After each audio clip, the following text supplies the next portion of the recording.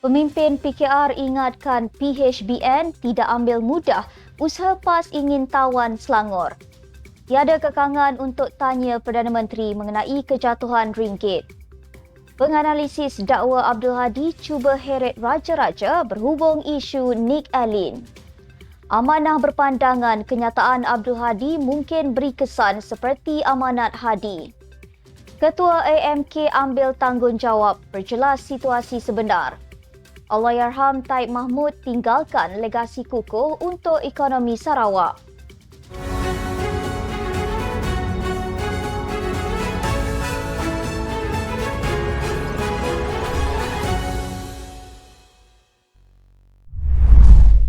Bismillahirrahmanirrahim. Assalamualaikum warahmatullahi wabarakatuh.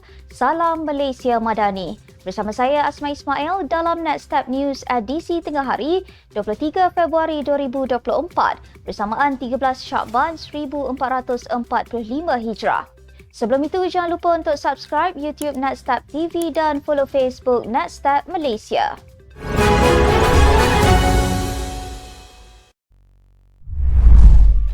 Kerajaan Perpaduan di Selangor diingatkan supaya tidak mengambil mudah usaha PAS dan Perikatan Nasional PN merampas negeri itu pada PRU16.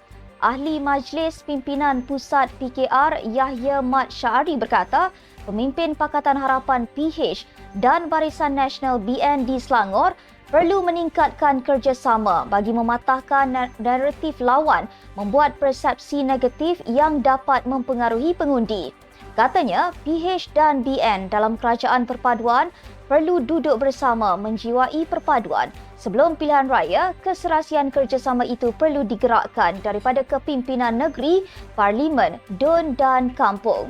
Sekiranya usaha ini berjaya, sudah tentulah ia akan memberi kekuatan kepada Kerajaan Perpaduan mempertahankan Selangor. Sebagai parti pemerintah di Selangor, beliau berkata, PH dan BN juga perlu menunaikan semua janjinya kerana ia akan dinilai rakyat yang akan mengundi pada PRU16.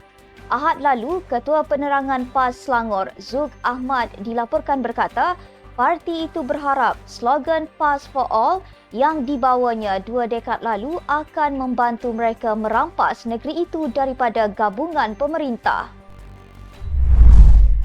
Menteri Sumber Asli dan Kelestarian Alam Nik Nazmi Nik Ahmad berkata, Parlimen adalah lambang sistem terbuka dan ia merupakan platform untuk ahli-ahli Parlimen bertanya soalan.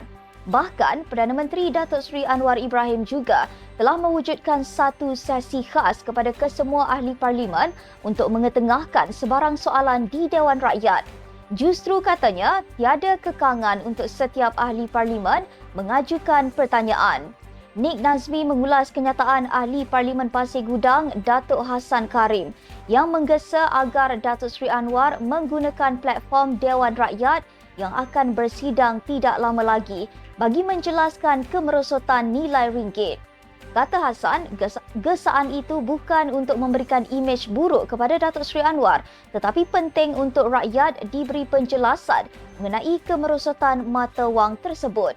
Hassan membuat kenyataan itu susulan kejatuhan ringgit pada paras terendah dalam tempoh 26 tahun kepada hampir RM4.80 bagi setiap dolar AS pada Selasa lalu. Keputusan panel 9 Hakim Mahkamah Persekutuan berhubung pembatalan 16 peruntukan enakmen jenayah syariah Kelantan baru-baru ini masih lagi menjadi buah mulut orang ramai. Ia terbukti apabila Presiden PAS Tan Sri Abdul Hadi Awang memberi peringatan kepada umat Islam agar menjaga akidah masing-masing susulan keputusan berkenaan. Malah ahli Parlimen Marang itu juga mengingatkan Raja-Raja Melayu agar tidak mengejar kepentingan dunia semata-mata. Menurut laporan sebuah portal penganalisis politik merangkap pengamal undang-undang, Syamsuddin Nawawi berpandangan Abdul Hadi tidak memahami perlembagaan persekutuan dan apa yang dibawa serta diputuskan oleh mahkamah. Abdul Hadi sebenarnya tidak faham bahawa undang-undang yang dibuat itu dicabar oleh Peguam Nik Allen Zurina Nik Abdul Rashid ialah satu undang-undang takzir. Manakala pakar perlembagaan dari Universiti Islam Antarabangsa UIAM, Profesor Dr. Nik Ahmad Kamal Nik Mahmud pula berkata, Abdul Hadi cuba memberi satu bentuk peringatan bahawa Islam itu di tangan raja-raja dan perlu memberi reaksi sesuai dalam isu itu. Setiausaha Agong Amanah Faiz Fazil berpandangan kenyataan Presiden PAS Tan Sri Abdul Hadi Awang berhubung perlembagaan hanya mainan provokasi dan mungkin membawa kesan seperti amanat Haji Adi.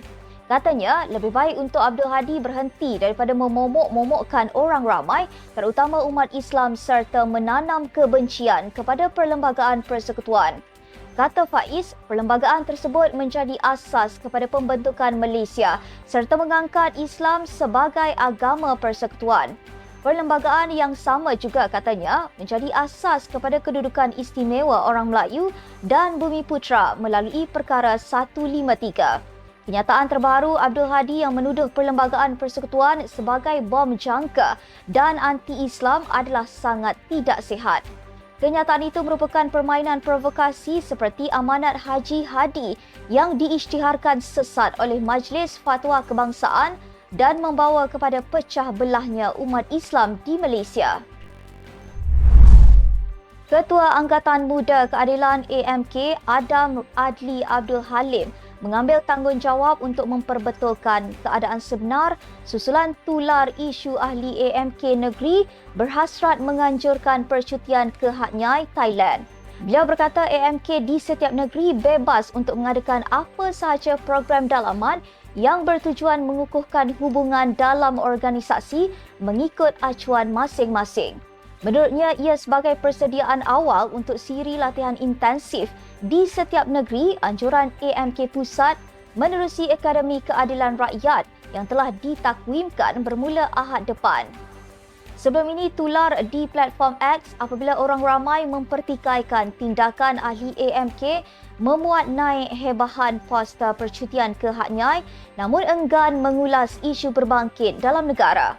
Adam Adli yang juga Timbalan Menteri Belia dan Sukan memaklumkan AMK sentiasa terbuka dan menghargai segala teguran, kritikan serta pandangan orang ramai. Bekas Yang di-Pertua Negeri dan Ketua Menteri Sarawak Allahyarham Tun Abdul Taib Mahmud telah meninggalkan legasi yang kukuh untuk ekonomi negeri itu apabila berjaya meletakkan dana rizab negeri sebanyak 31 bilion ringgit pada tahun 2018. Jelas Naib Ketua Wanita Parti Pesaka Bumiputera Bersatu PBB, Datuk Seri Nancy Shukri. Dengan rizab sebanyak itu, Kerajaan Sarawak tidak berasa risau apabila tiba-tiba menjadi pembangkang sewaktu Pakatan Harapan mengambil alih tampuk kepimpinan Kerajaan Persekutuan susulan kekalahan Barisan Nasional BN sewaktu pilihan raya umum ke-14 pada 2018. Katanya, sebelum ini banyak dakwaan mengenai beliau, tetapi apabila BN kalah pada PRU 2018 dan beliau tidak lagi menjadi Ketua Menteri ketika itu, maka timbullah kebenaran terhadap apa yang beliau telah usahakan untuk Sarawak berbanding dengan mana-mana negeri di Malaysia kerana dana rizab ketika itu ialah 31 bilion ringgit. Bagaimanapun apabila pentadbiran Sarawak diambil alih oleh Ketua Menteri baharu, Allahyarham Tan Sri Adnan Satim dan kini Premier Tan Sri Abang Johari Tun Openg, kedua-dua mereka tidak menggunakan dana rizab itu kerana masih mempunyai peruntukan yang lain yang boleh digunakan untuk membangunkan Sarawak. Nancy berkata, pada masa ini dapat dilihat bahawa Premier Sarawak meneruskan legasi itu dengan membawa lebih banyak lagi ekonomi baru termasuk dalam bidang teknologi hidrogen bagi menjana pendapatan yang lebih banyak kepada Sarawak. Sekian sahaja untuk edisi tengah hari ini. Ikuti perkembangan semasa isu-isu panas politik Malaysia setiap hari hanya di Netstab News. Jangan lupa untuk follow Facebook Netstab Malaysia dan subscribe YouTube Netstab TV. Netstab Malaysia menjangkau informasi mengorak inspirasi. Saya Asma Ismail. Assalamualaikum dan salam sejahtera.